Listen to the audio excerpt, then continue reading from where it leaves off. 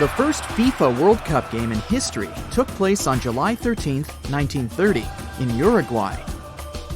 France won over Mexico with a score of 4-1. Only 13 countries decided to take part in the tournament. Because the number was under 16, it became the only World Cup without qualification games. The Romanian King Karol II was such a huge soccer fan that he made it his first and biggest priority to get his national team to play at the FIFA World Cup. He only ascended the throne 35 days before the championship, but he personally selected players for the team, and they submitted the application 3 days before the deadline. The problem was that most of the players worked for a company that refused to give them a paid vacation for 3 months.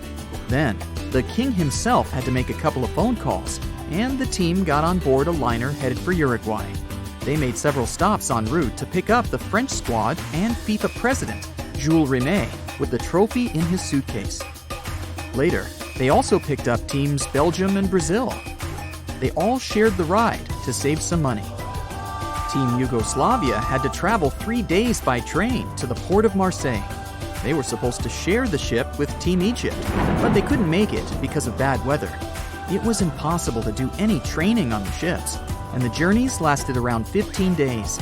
Still, most of the arriving teams won the opening matches. The referee of the final game at the first World Cup was from Belgium. He was wearing a formal jacket with a tie and riding breeches. Quite an original choice of an outfit for a sports event. The FIFA trophy was originally named Victory.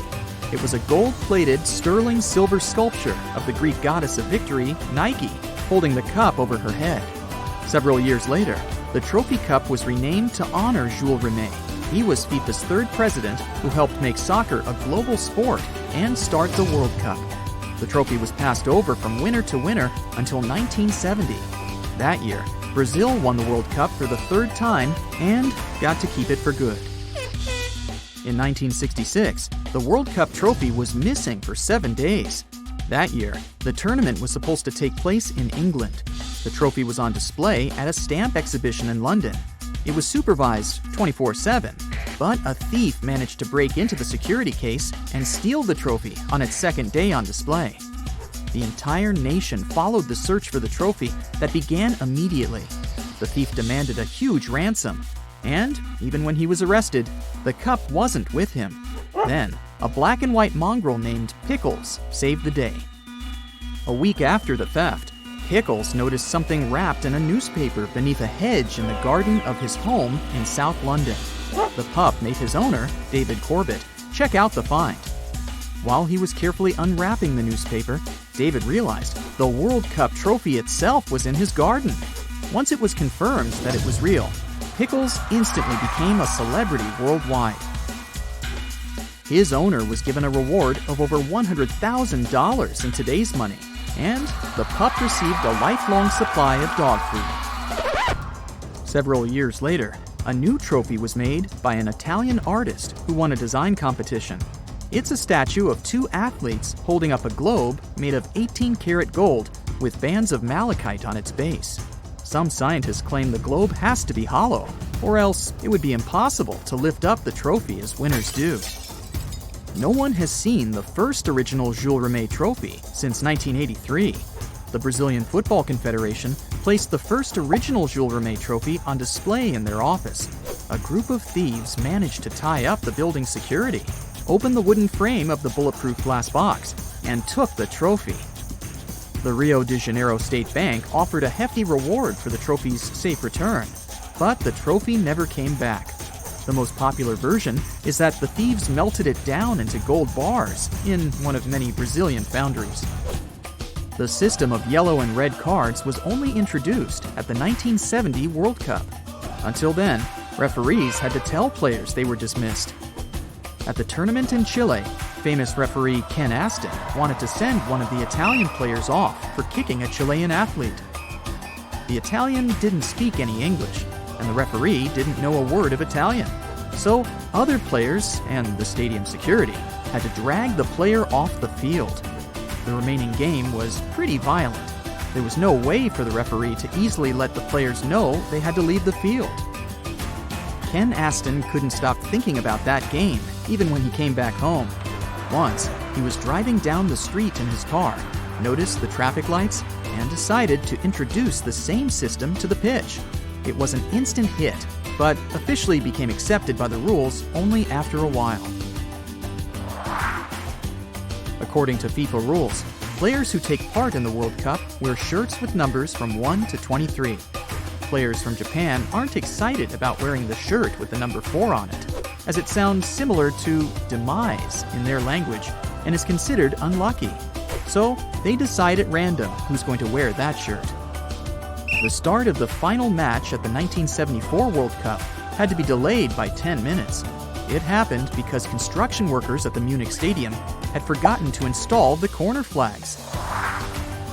The first game without any goals scored took place only nearly 30 years after the first World Cup.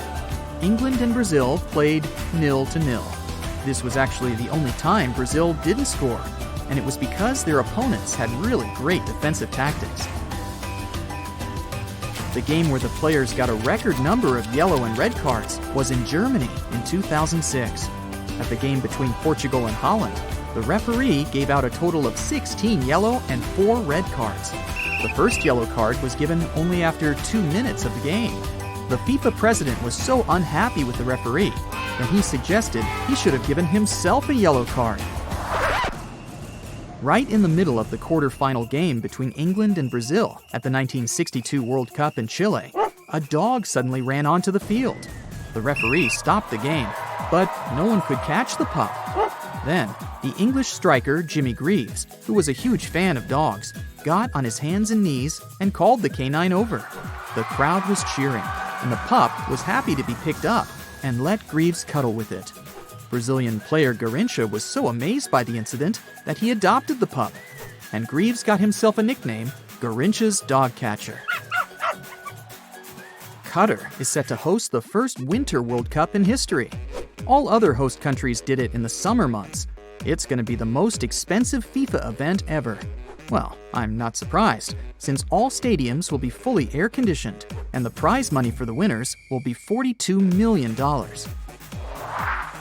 Some interesting statistics say that a team with a foreign coach has never won the World Cup yet. All the winning team coaches so far have been of the same nationality as the winning team. The country that is most interested in soccer, at least online, is the Solomon Islands. The people living in this archipelago northeast of Australia Google the World Cup the most. French team manager Raymond Domenech led his country in 2 World Cups. He was a big fan of astrology and believed the players' star signs could affect their performance. He didn't trust Scorpios and Leos, as he thought they'd want to show off. So players with this star sign didn't get to play as much as they could.